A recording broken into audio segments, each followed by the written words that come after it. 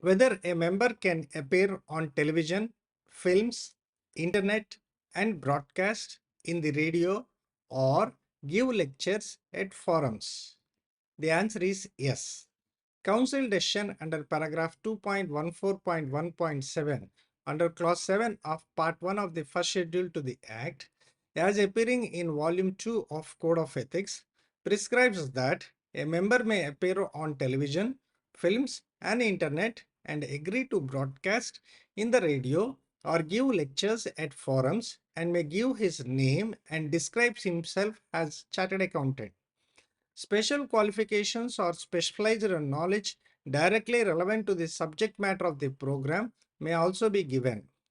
Firm name may also be mentioned. However, any exaggerated claim or any kind of comparison is not permissible.